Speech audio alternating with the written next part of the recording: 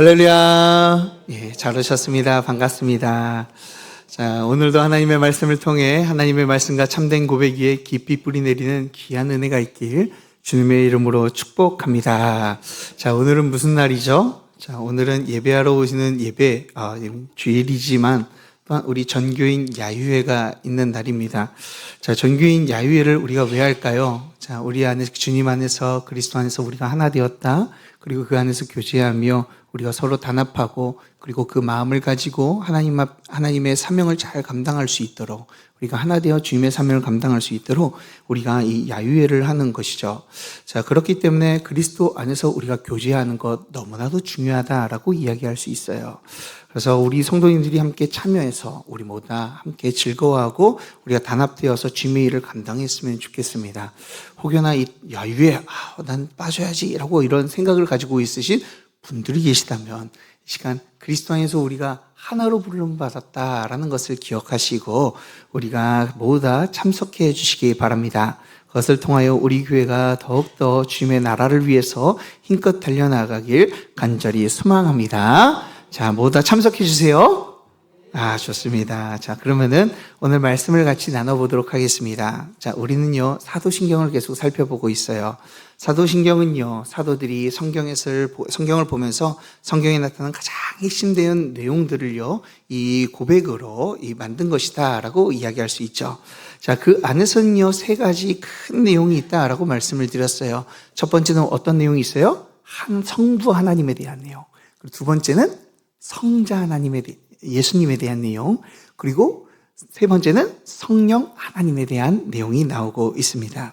자, 우리는 이 세 분의 이 하나님을 그 성부, 성자, 성령 이 하나님을 우리 같이 살펴보고 있는데요. 그 중에서 우리는 성부 하나님과 성자 예수님을 살펴보았어요. 그리고 지금 예수님에 대해서 계속 살펴보고 있는 중이죠. 자, 예수님을 이야기할 때는요, 크게 두 가지로 이야기할 수 있다라고 말씀을 드렸어요. 예수님의 뭐가 있어요? 비하가 있고요. 두 번째는 뭐가 있어요? 승귀가 있다라고 말씀을 드렸어요. 비하는 예수님의 낮아지심, 승기는 예수님의 높아지심을 이야기하는 것이죠. 자, 예수님께서는 자신을 한없이 낮추셨다라는 거예요. 그래서 이 땅 가운데 오신 그 자체가 자신을 낮추신 거고요. 또한 성령으로 잉태되어서 아주 작은 전부터 시작했던 그 예수님. 그리고 그 동정녀 마리아라는 그 여인의 몸에 의탁하여서 이 세상에 나올 수밖에 없는 연약함으로 자신을 낮추어서 이 땅 가운데 오셨죠. 그리고 이 빌라도와 세상 가운데 고난을 받으시고 결국 우리의 죄를 짊어지시고 십자가에 달려 돌아가셨어요. 그러나 우리 주님은요, 그것으로 끝나지 않았습니다. 자신을 낮추시기만 한 게 아니라 무엇도 하셨어요? 자신을 높이시기도 한 것이죠. 자, 예수님께서는 온 인류의 죄를 짊어지시고 돌아가셨지만 그 모든 사망의 권세를 이기시고 다시 부활하신 줄 믿으시길 바랍니다. 그래서 사망의 권세를 이기시고요, 누구도 해결할 수 있는 죽음과 사망의 문제를요, 모두 다 해결하여 주셨어요. 그 주님께서는요, 이 세상의 모든 사역을 마치시고요, 어떻게 하셨습니까? 하늘로 올리셨어요. 자, 하늘에 올리셔서 하나님 우편에 앉아 계셔서 새로운 사역, 성령을 하나님께 받아 성도들에게도 지금 부어 이 세상을 다스리고 계시는 줄 믿습니다. 그 주님의 높아지심을 믿는 자들, 그들이요 바로 성도들이다, 하나님의 백성이다 라고 이야기할 수 있어요. 이 자리에 나오신 모든 성도님들은 사도신경의 고백을 그냥 입으로만 하는 것이 아니라 마음으로 믿고 그 고백에 대한 내용을 알고 그 안에 거하며 살아가는 주님의 귀한 자녀들이 되길 주님의 이름으로 축복합니다. 자, 오늘은요, 예수님의 승기에 대한 마지막 내용을 같이 한번 다뤄보려고 합니다. 자, 예수님에 대한 마지막 부분이죠. 자, 그 부분을 같이 한번 나눠볼 텐데요. 오늘은요, 저리로서 산자와 죽은 자를 심판하러 오시리라 라는 내용에 대해서 같이 한번 나눠보도록 하겠습니다. 자, 그럼 우리 오늘 말씀을 나누기 전에 우리 사도신경을 두 눈을 감고 한번 내용을 생각하며 우리가 배울 내용까지 한번 외워보도록 하겠습니다. 자, 우리 두 눈을 감고 한번 외워보겠습니다. 시작!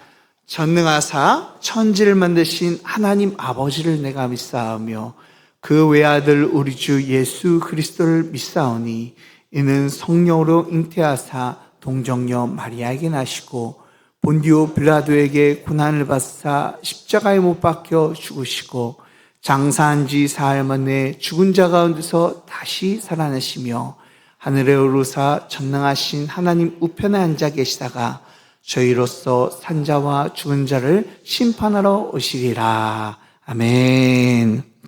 우리가 사도신경만 외워도 그 안에 방대한 은혜가 있기 때문에 참 이것만 외워도 은혜가 되는 것 같아요. 예수님께서는 분명하게 우리의 구원을 이루시고요. 또한 그 승천하셔서 우리를 다스릴 뿐만 아니라요. 반드시 재림하실 줄 믿으시길 바랍니다. 자, 우리는요, 저리로서 산자와 죽은 자를 심판하러 오시리라 라고 우리는 고백했어요. 이 고백은요, 예수님의 재림에 대한 내용인 것이죠. 자, 재림이라는 게 무엇입니까? 예수님께서 다시 이 땅 가운데 임재하신다.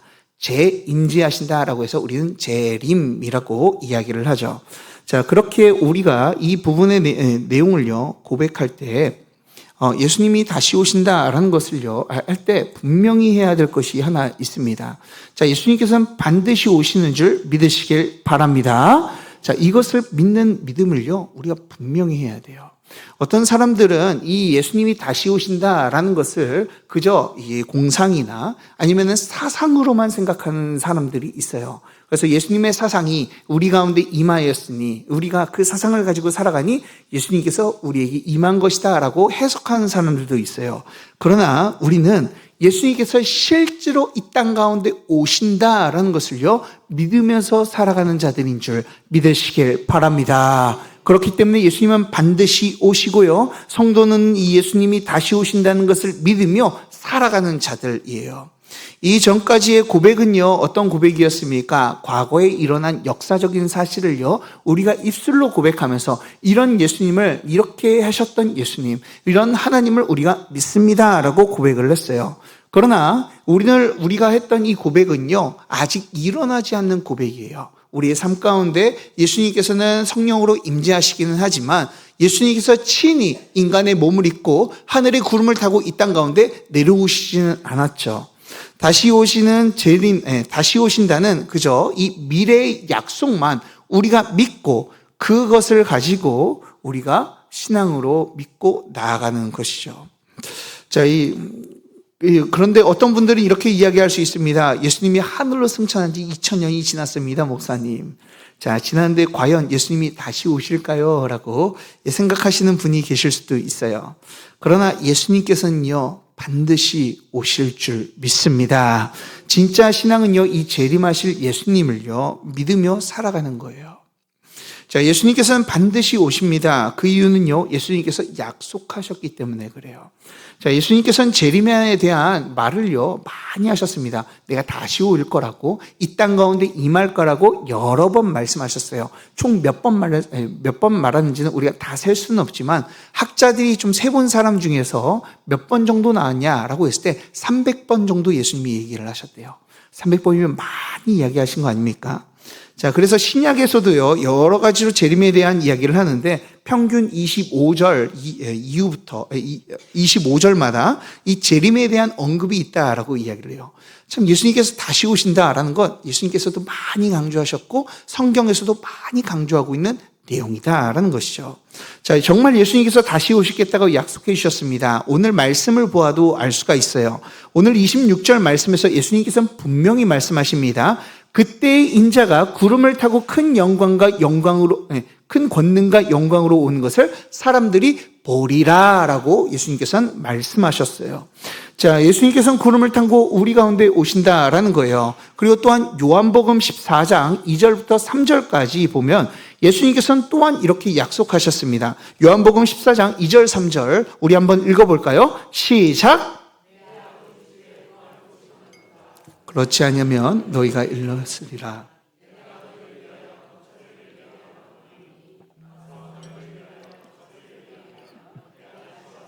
너희를 내게로 영접하여 나 있는 곳에 너희도 있게 하리라. 아멘. 자, 예수님께서는 지금 하늘나라에서 우리의 거처를 예비하신다라고 말씀하고 계세요.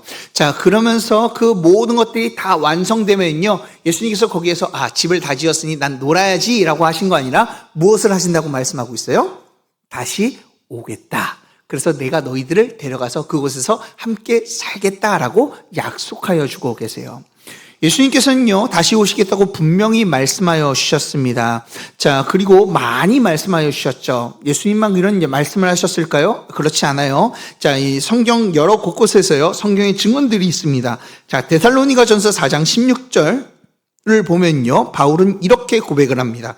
데살로니가전서 4장 16절입니다. 제가 읽어볼게요. 주께서 호령과 천사장들의 소리와 하나님의 나팔 소리로 친히 하늘로부터 강림하시리니 그리스도 안에서 죽은 자들이 먼저 일어나고, 예수님께서 어떻게 하신다고요? 하늘로부터 친히 강림하신다라고 말씀하고 있어요. 자, 바울은요, 예수님을 부인하던 자였습니다. 예수님의 부활을요, 부인하던 자였어요. 자, 그리고 그런데 다메섹 도상에서 예수님을 만나게 되었습니다. 그런 다음에 그는 예수님이 살아계시고요, 그리고 그분께서 다시 오신다는 이 재림의 신앙을 가지게 되었어요. 그래서 그는 영광스러운 복음을 위해서요, 어떻게 합니까? 자신이 가지고 있는 그 모든 것들을 다 내어 던지고 복음을 위해서 끝까지 달려가며 주님의 사명을 감당했어요. 왜요? 예수님이 다시 오실 것을 알고 있었기 때문에 그래요. 또한 우리의 믿음의 선배들도요, 이 사실을 통하여서요, 주님 앞에서 경건하고 의롭게 살아갔습니다. 믿음의 선배들도요, 예수님이 다시 오실 것이라는 것을 깨닫고요, 그 환난과 핍박이 오더라도 자신의 믿음을 잃지 않고 그 말씀을 따르며 주님이 다시 오실 날들을 기다리며 믿음과 신앙을 지켜나갔다라는 거예요. 그 주님께서는 모든 사람들이요, 보도록 영광 중에 오실 거예요. 사랑하는 여러분, 예수님께서는 반드시 우리 가운데 오실 줄 믿으시길 바랍니다. 약속하신 그 말씀이 우리가 거짓이 없고 참 진리이기 때문에 우리 가운데 오실 줄 믿습니다. 그런데 예수님께서 이 땅에 어떻게 오실까요? 자, 오늘 26절을요, 다시 한번 읽어보도록 하겠습니다. 자, 26절 말씀 다 같이 읽어보겠습니다. 시작! 그때 그 인자가 구름을 타고 큰 권능과 영광으로 오는 것을 사람들이 보리라. 아멘. 자, 예수님이 어떻게 오신다라고 말씀하고 있어요? 모든 사람들이 보도록, 또한 알도록 이 땅 가운데 오신다라고 말씀하고 계세요. 자, 예수님의 초림은요, 아주 이 초라하게 오신 것을 우리는 보게 돼요.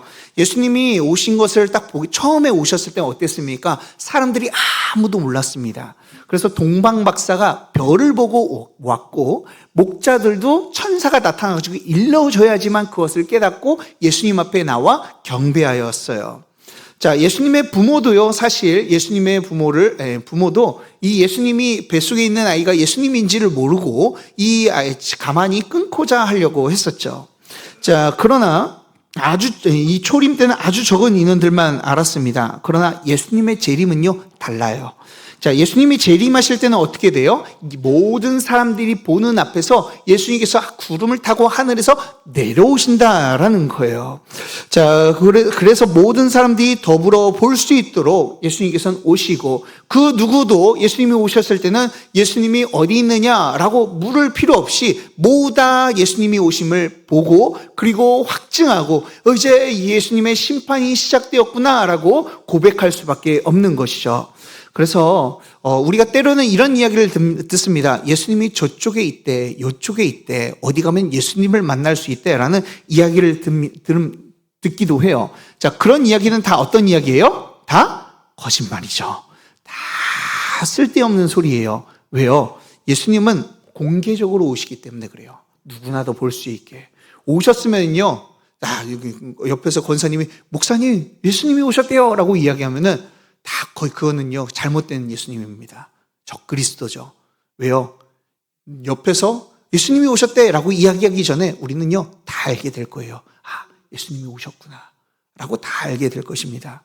그러니 사랑하는 여러분, 다른 자들이 예수님이 여기 있다 저기 있다 라고 하는 그 이야기를 들으면요, 다 속지 말고 거짓말이라는 것을 기억하며 우리 주님의 재림을 기다렸으면 좋겠습니다. 우리 모두 주님의 재림을 우리 참되게 기다리는 주님의 백성들이 되시길 간절히 소망합니다. 자, 그럼 예수님은 반드시 오십니다. 그래서 지금 당장 예수님께서 오셔도요, 이상하지가 않습니다. 자, 오늘 밤에 오실 수도 있고요, 내일도 오실 수도 있고, 아니면 1년 뒤에 오실 수도 있어요. 그래서 이 재림의 신앙을 가지고 있는 사람들은요, 이 주님의 오심을 기다리면서 어떻게 살아가요? 믿음으로 살아간다라고 이야기할 수가 있어요. 자, 이 신앙을 가지면요, 어떻게 살아갑니까? 예수님이 오늘 오실 수 있기 때문에 오늘이 마지막인 것처럼 살아가요. 재림의 신앙을 가진 사람들은요, 오늘이 마지막일 수도 있다라는 생각을 가지고 살아가요. 이것이 신자의 모습입니다. 자, 마지막처럼 살아가면 어떤 삶을 살아갈까요? 제가 군대에 들어가고요, 100일 휴가를 나오게 되었습니다. 자, 100일 휴가 나왔을 때 제가 어땠는지 아십니까? 자, 이 100일 휴가를 어떻게든 허투루 쓰지 않기 위해서 사람들을 엄청 많이 만나게 다녔어요. 그리고 어머니 아버지가 저한테 이렇게 이야기했습니다. 야, 너 휴가 나와가지고 엄마 아빠랑 밥 한 끼도 못 먹고 왜 이렇게 돌아다니냐 라고 이야기하시더라고요. 제가 이 100일 휴가 때 왜 그렇게 돌아다녔을까요? 다시는 이 기회가 오지 않을 것 같아서요. 군대 들어가면은 모든 것이 다 차단되고 누릴 수도 없고, 그러니까 이 100일 휴가를 허투루 쓰지 않기 위해서 이제 엄청 바쁘게 움직였습니다. 하고 싶은 것도 하고, 그러다가 이제 너무 많이 하다 보니까 부대에 복귀를 해야 되는데 복귀에 좀 늦어가지고 선임들한테 많이 혼냈던 적이 있습니다. 왜 이런 일을 합니까? 곧 끝나가니까요. 나의 자유시간, 그런 모든 것들이 끝나가니까 긴급하게 살아갑니다. 재림을 기다리는 사람들의 마음이 바로 이런 마음이 아닐까라고 생각이 들어요. 자, 재림을 기다리는 사람은 언제든지 지금 당장 모든 것이 끝날 수 있다라는 생각을 가진 자들이에요. 그렇다면요, 우리가 살아가는 그 모습들이 완전히 달라지게 되죠. 어떻게 살아가게 됩니까? 지금 이 예배 드리는 이 순간에도요, 우리가 이 예배가 마지막일 수도 있다라는 생각을 가지고 하나님께 예배를 드리는 거예요. 그러면 그 마음을 가지면 어떻게 살아가게 됩니까? 태도부터가 달라지게 될 거예요. 오늘 마지막 예배라면 어떻게든 이 시간 끝나면 예수님을 만나게 되니까 이 예배 가운데 내가 최선을 다해가지고 드려가지고 하나님 앞에서 내가 좀 예배를 좀 잘 드렸습니다 라고 이야기할 정도의 그런 예배를 드리려고 노력을 할 것입니다. 그래서 마지막 예배를 간절히 정말 진솔하게 드리려고 하겠죠.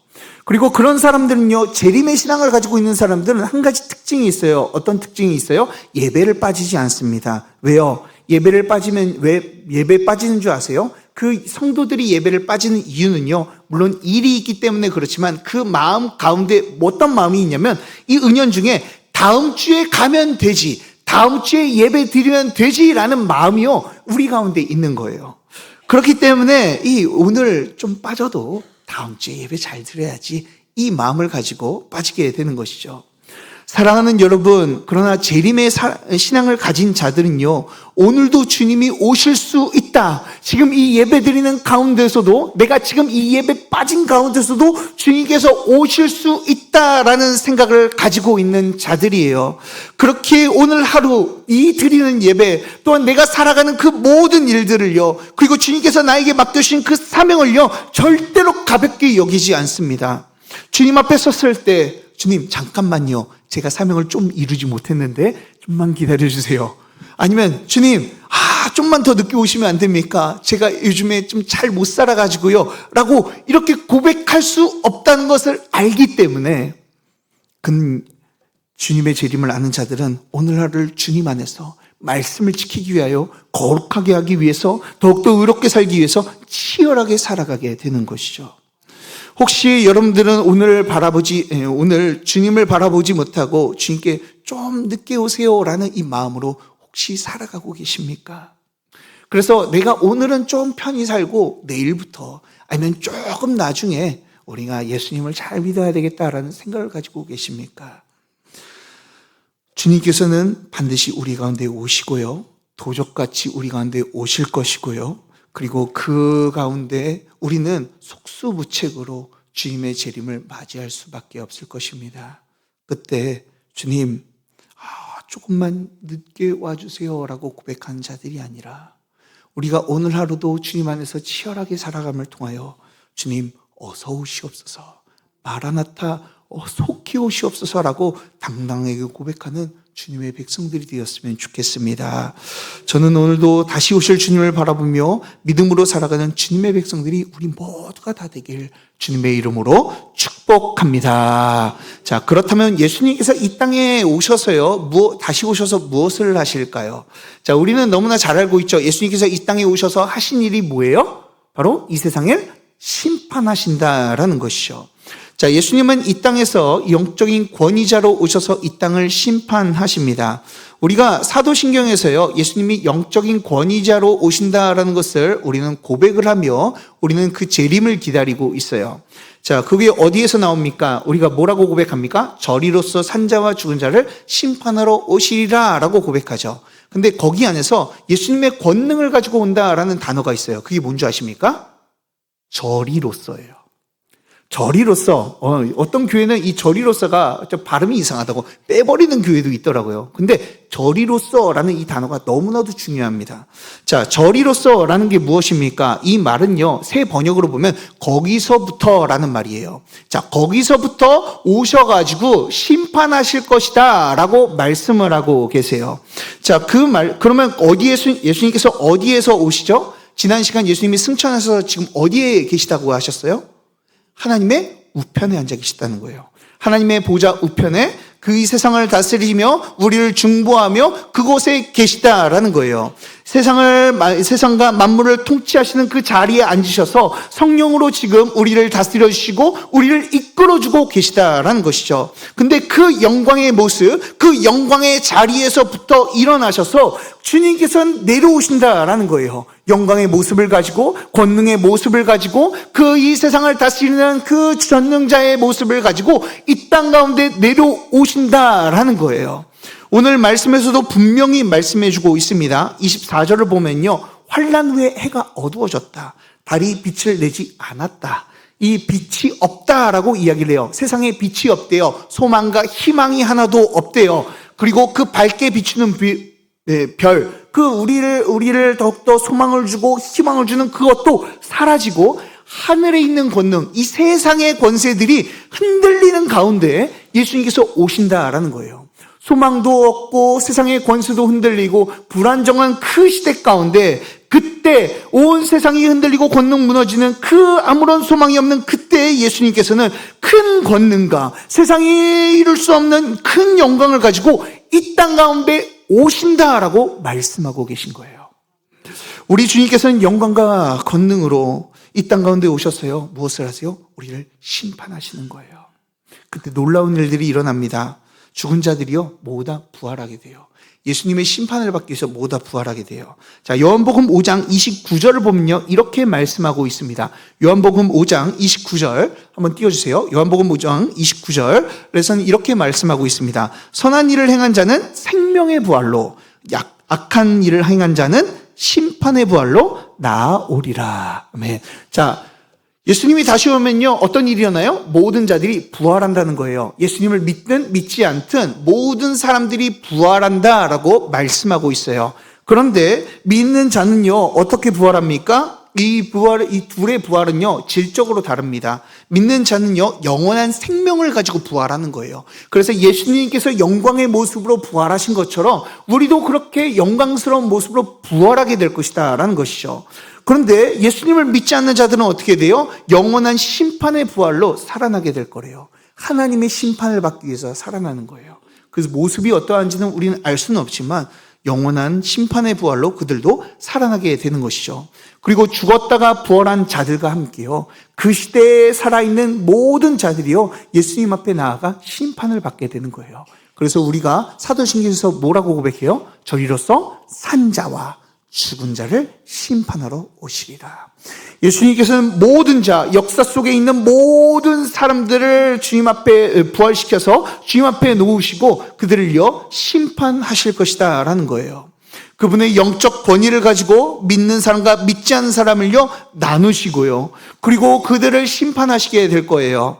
우리의 눈으로는요, 누가 믿음이 있는지 믿음이 없는지 참 구별하기가 힘듭니다. 참으로 이제 성도님들 중에서도 이분은 진짜 신앙이 좋구나 라고 하다가 어느 순간 보면은 신앙이 이게 없어져 버리는 그런 모습들 보이기도 하고요. 이 사람은 진짜 믿음이 없을 거야 라고 생각하는 사람도요, 그 이야기 하다 보면은 그 내면에 이 깊은 믿음이 가지고 있는 그 모습이 있는 것을 발견하게 돼요. 그래서 우리의 눈으로는요, 이 믿음이 좋은지 나쁜지 우리는 확인할 수가 없습니다. 우리는 헷갈리기만 해요. 그러나 주님께서는 이 땅에 오셔서요, 주님의 잣대를 가지고요, 우리가 갈팡질팡하는 그 모든 것들이 상관없이 양과 염소를 나누듯 정확하게 믿는 자가 믿지 않는 자를 나누게 될 거예요. 그리고 믿지 않는 자들은 영원한 심판, 하나님의 지옥불 가운데 떨어지게 될 거예요. 그런데요, 우리 믿는 자들에게 어떤 일이 일어나게 될까요? 심판주로 오셔서 공의롭게 모든 자들을 예수님께서 심판하시지만 믿음을 가진 우리에게는요, 믿음의 수고를 따라 상을 주시는 줄 믿으시길 바랍니다. 자, 상은 누구에게 줍니까? 잘하는 사람에게 줘요. 그래서 가장 잘하는 게 뭡니까? 왜 우리에게 예수님이 상을 주죠? 예수님을 믿었기 때문에. 그래서 세상에서 제일 잘하는 일이 무엇일까요? 예수님을 믿는 일인 줄 믿으시길 바랍니다. 자, 그런데 이 상이라고 하면은요, 다 똑같은 상을 줄까요? 그렇지 않습니다. 자, 바울은요, 믿음의 상을 위해서 자기는 달려간다. 그 하늘의 보화를 쌓기 위해서 달려간다라고 이야기를 합니다. 그렇기 때문에 누구는요, 잘 믿었고, 잘 못 믿으면은요, 그 상이 달라질 것이다 라고 우리는 생각이 들어요. 자, 그래서 옛날에 이런 간증이 있었어요. 어느 권사님이신가 그러는데, 자기가 이 꿈을 꾸는데, 자기가 천국에 갔대요. 거기에서 사람들이 다 금면류관을 쓰고 있는 거예요. 그런데 자기를 딱 보니까, 머리를 보니까 개털 모자를 쓰고 있더래요. 도대체 왜 나는 개털 모자 씁니까? 라고 이야기하니까 하나님께서 이렇게 얘기하시대요. 야, 저 사람들은 나를 위해서 헌신했는데 너는 아무것도 안 하고 뺀질뺀질만 되지 않았느냐. 그러면서 잠에서 깨가지고 천국을 갔다 왔는데 개털 모자 금면류관 쓴 사람이 있다. 그러면서 간증하시며 내가 열심히 우리 개털 모자 쓰지 말고 금면류관 쓰도록 열심히 합시다 라고 이렇게 하는 간증을 들은 적이 있습니다. 사실 이 말씀이요, 어떻게 보면 우리 신앙생활에서 동기부여는 되는 것 같아요. 열심히 우리 헌신하자, 우리 봉사하자라고 이야기할 수 있습니다. 자, 그러나 사실 이 하늘의 상은요, 조금 달라요. 우리가 어떻게 보면 동기부여가 좀 안 될 수도 있지만 좀 더 바른 이야기를 해야 하면요, 이렇습니다. 천국에서 우리가 받을 사랑이요, 똑같을까요? 다를까요? 다릅니다.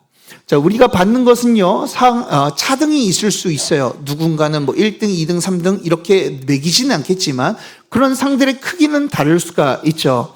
자, 그러면요, 이런 생각이 듭니다. 우리가 그 1등을 부러워하고 그리고 속상해하고 질투하고 미워하지 않겠느냐라는 생각을 가질 수가 있어요. 그러나 이 모든 상들은요, 어디서 나왔는지 우리가 기억해야 됩니다. 이 상을요, 누가 주시죠? 우리 주 예수 그리스도, 우리 주 하나님께서 주시는 줄 믿으시길 바랍니다. 자, 그게 하나님께서 주시는 것이라면요, 우리는 그것만으로도 기뻐하며 완벽하게 만족하게 될 거예요. 자, 부모님이 있으면요, 자녀들이 여러 명이 있으면 부모님들이 자녀들에게 똑같은 선물을 주지 않는 것을 보게 돼요. 저도 이번에 어린이날이라고 해가지고요, 어린이 아이들이, 저희 아이들이, 선물을 달라고 막 졸라요. 자, 그래가지고 제가 똑같은 선물을 줬을까요? 각자 다른 선물을 줬을까요? 다른 선물 줬어요. 왜요? 서로 개성이 다르고 원하는 게 다르고 걔네들이 추구하는 것들이 다르기 때문에 그래요. 자, 이처럼 부모는 여러 자녀들에게 선물을 줄 때 각각 다른 선물을 줍니다. 그런데 어떤 선물을 줘요? 그 아이가 좋아하고 그리고 원하는 선물을 주는 거예요. 이처럼 나보다 나를 더 잘하시는 우리 주님께서 우리의 수고를 아시고 우리가 만족할 만한 상급을 주실 줄 믿으시길 바랍니다. 그 더 큰 상급을 누리고 더 큰 은혜를 누리기 위해서 우리는요, 우리 주님의 나라를 위해서 힘껏 달려가게 되는 것이죠. 물론 100% 만족하겠지만 더 큰 것을 받기 위해서 우리는 이 주님을 위해서 달려나가는 거예요. 그래서 바울은요, 빌립보서 3장 14절에서 이렇게 고백하고 있습니다. 우리 빌립보서 3장 14절 우리 다 같이 한번 읽어볼까요? 우리 다 같이 읽겠습니다. 시작!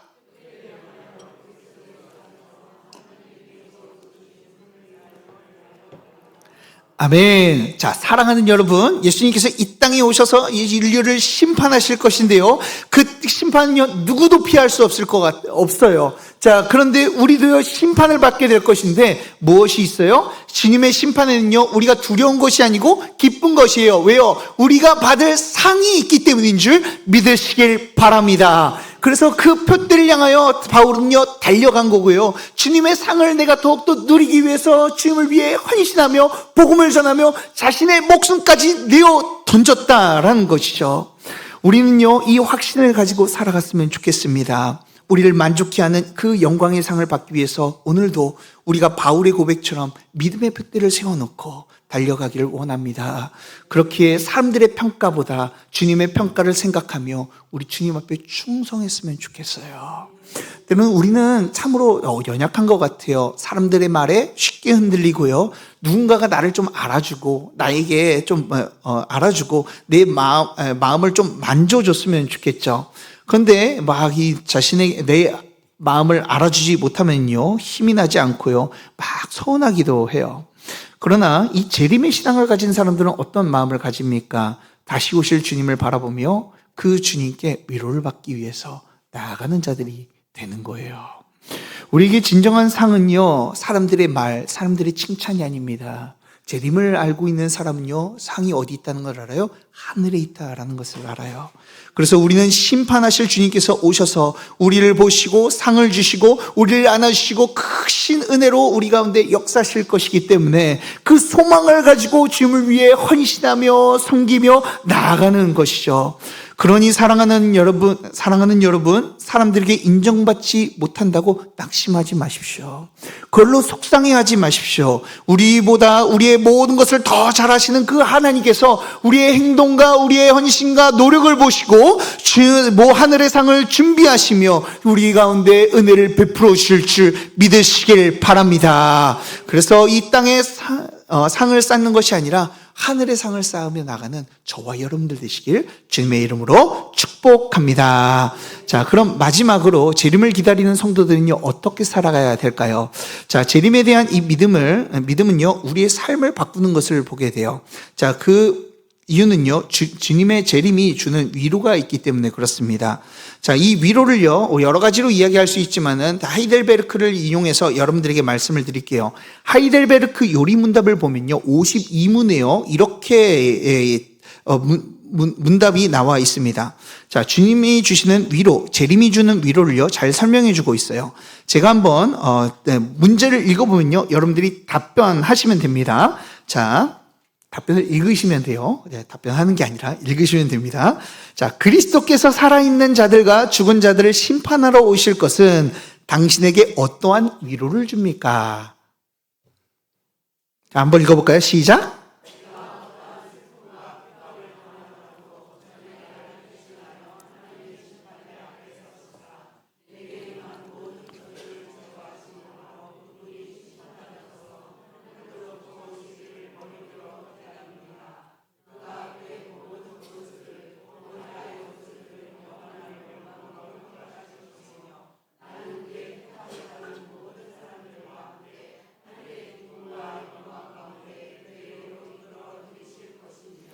아멘. 자, 이 말이 무슨 말입니까? 그리스도인들은요, 이 땅에서 슬픔과 핍박을 받을 수도 있다는 거예요. 어려움이 있을 수도 있다라는 거예요.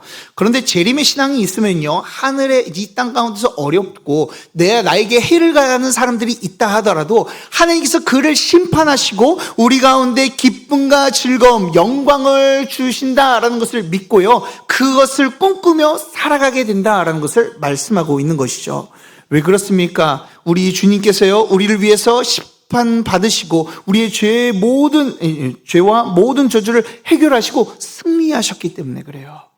그래서 우리는요 지금 고난과 핍박 가운데 있지만요 하늘의 기쁨과 하늘의 영광 가운데 우리를 이끌어 주실 것이다라는 것을 믿고요 승리를 우리에게 허락해 주실 것을 믿고 우리는 달려나가는 자들이죠.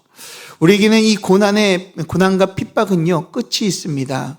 많은 사람들은 문제가 끊임없이 지속되어지고 이 문제가 계속되어질 것이다 라고 생각하지만 우리에게는요 하늘의 영광이 그 문제의 끝이 있고 그 이후에는 영광이 기다리고 있는 줄 믿으시길 바랍니다.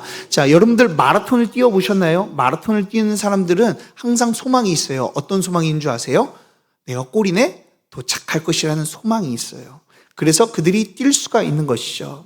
결승점이 있기 때문에 그들이 열심히 뛸 수가 있는 거예요. 이처럼 고난과 핍박이 와도요, 신자들은요, 결국 우리는 믿음으로 승리하게 될 것이라는 그 결승선을 알고 있기 때문에 우리는요, 이 고난과 핍박 속에서도 우리가 참고 주님의 심판을 기다리며 우린 나아갈 수 있게 되는 것이죠.